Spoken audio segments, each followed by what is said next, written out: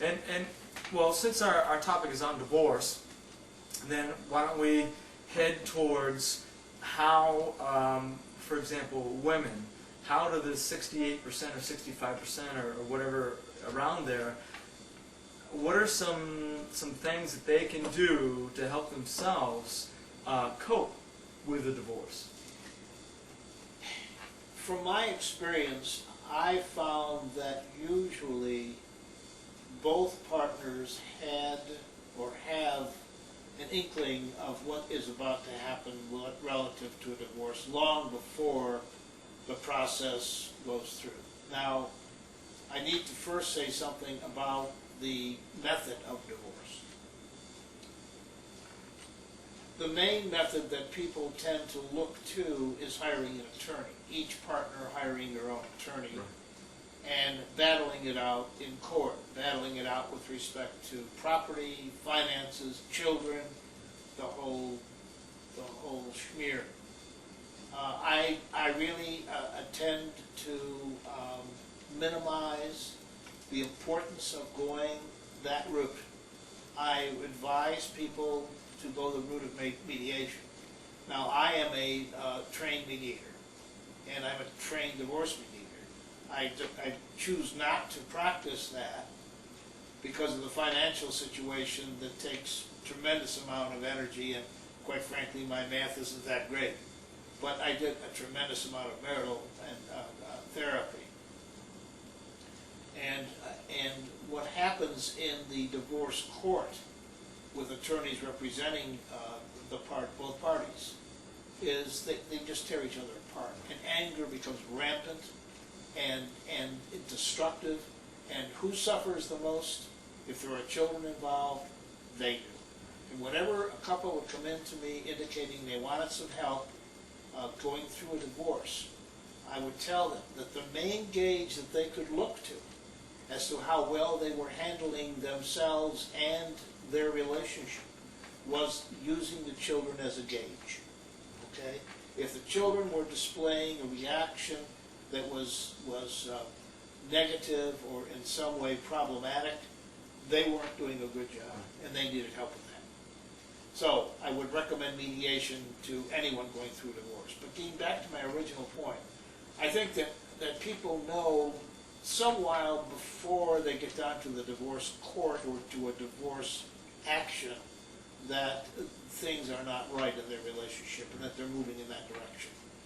To the extent that a woman can begin to examine her role in terms of her sense of independence, her role in terms of becoming a sole parent, her role in terms of her ability to communicate with her husband around issues, especially around parenting, that they will need to communicate about for the rest of their natural lives with respect to their children. Her role with respect to having a support system. Her role with respect to having a sense of financial security. All of these things are very important for any woman to be able to tune into and take a close look at. I really believe, though, that it's probably much more helpful if an objective party, such as a professional person, as myself as a consultant or as going to a marriage counselor or a therapist, is really indicated, because they have a much more objective view that will help a woman walk through those processes, those points, if you will, that are necessary for her to realize before she actually becomes divorced. Exactly. And I think that's a great point, is if you have somebody that can guide you, that's seen many of these divorces and seen how how the thing works, how women, what they need, what ends up happening, that kind of stuff. To have somebody there to help guide them through the process, I think is wonderful and very important. And an outsider can see things because they're not caught up in it.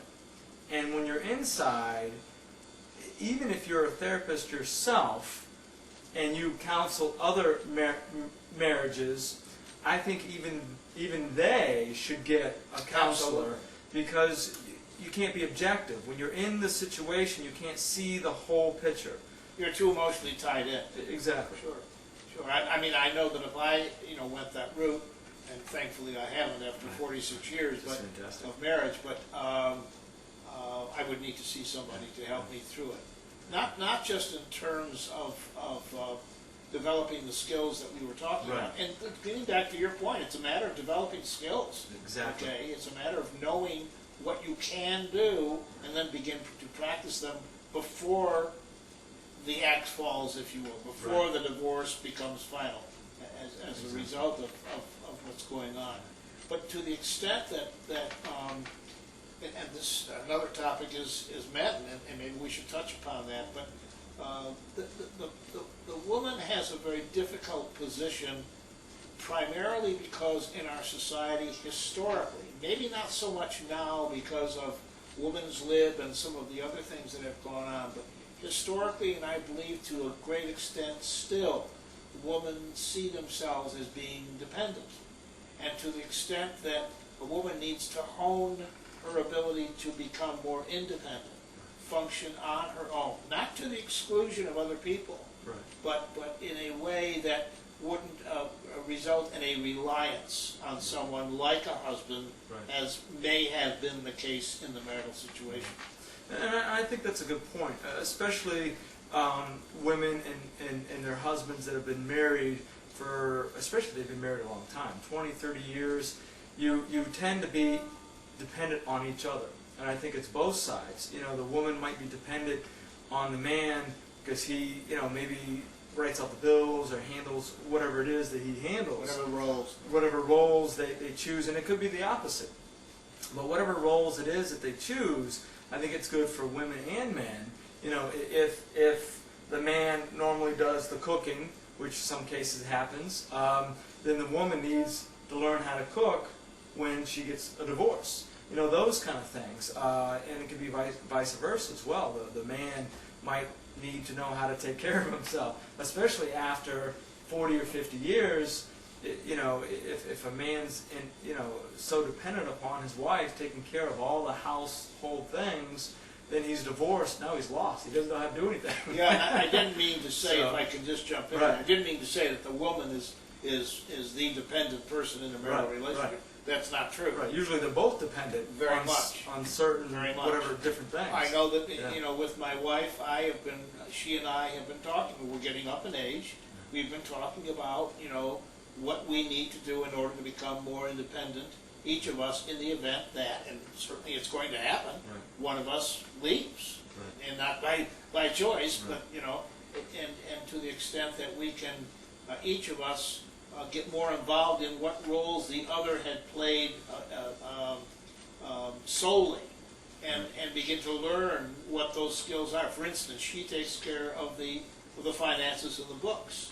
Okay, I'm involved in my consulting and being an author and doing my thing, if you will. And I am learning how to take care of the books.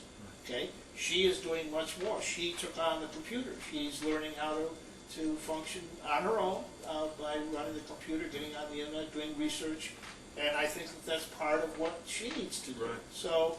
And now she's teaching you a little bit about the computer too, right? Yes, she is. Yes, she is. But again, it's a give and take thing, and to the extent that can be recognized and realized, if the biggest problem with this not being done, Andy, is the anger that mounts between a couple as they're headed toward a divorce. The anger tends to mar their ability to see things clearly. They are so upset and angry with what has or hasn't been done to cause this, as well as feeling very guilty about their own part in the marital breakdown and in the family breakdown, that they can't see things objectively. They can't develop the skills on their own, and they need to get past that anger. So apart from being taught the skills, they need to realize that there are certain emotional obstacles, like guilt and anger, that they need to deal with more formidably in order to get to where it would be a healthy divorce. And